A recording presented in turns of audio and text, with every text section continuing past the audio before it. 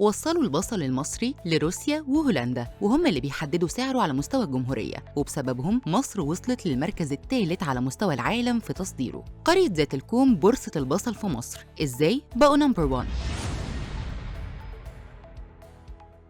البصل من أساسيات أي بيت، لازم يكون موجود في كل مطبخ مصري غني أو فقير. علشان كده في قرية قررت إنها تتخصص في زراعة البصل وبس. هي مش بس بقت رقم واحد في البصل، دول كمان هم اللي بيحددوا أسعاره على مستوى الجمهورية كلها. قرية ذات الكوم في الجيزة أشهر قرية في زراعة البصل، تقريبا كده مفيش حد أو بيت في القرية إلا وبيشتغل فيها، سواء ستات أو رجالة أو حتى أولاد صغيرين، الكل هناك شغال. وده لأن محصول البصل المصدر الأساسي والدخل الوحيد للأهالي هناك، علشان كده قدروا إنهم يتفننوا في زراعته ويطلعوا أجود المحاصيل وبأقل الأسعار. وبسبب كده كل التجار من كل محافظات الجمهورية لازم يشتروا من عندهم، ولازم كل يوم الصبح تشوف عربيات النقل واقفين طوابير عشان ينقلوا المحاصيل. لا ومش بس كده، ده صيتهم وصل للعالمية، والبصل المصري بقى موجود في السعودية وروسيا وكمان هولندا والمملكة المتحدة اسبانيا. وده لأن القرية كل سنة لازم تصدر ليهم آلاف الأطنان، لحد ما مصر دلوقتي احتلت المركز الثالث في تصدير البصل عالميا بسبب قرية ذات الكوم وجودة إنتاجها من البصل. وعلى فكرة ذات الكوم هي القرية الوحيدة على مستوى الجمهورية المتخصصة في زراعة البصل، سواء كانت في الأرض الزراعية أو الأرض الصحراوية.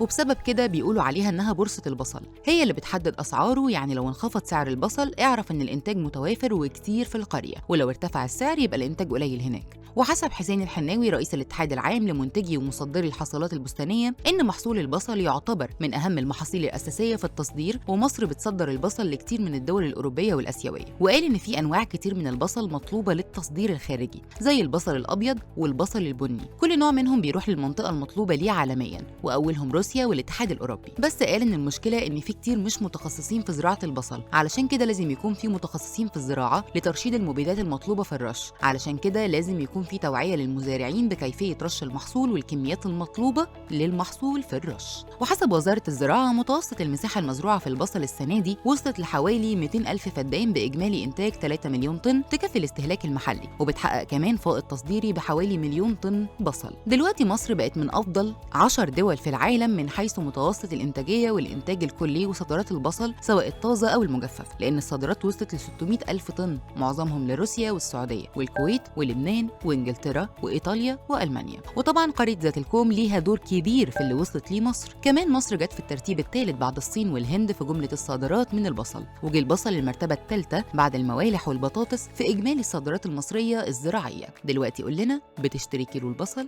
بكام؟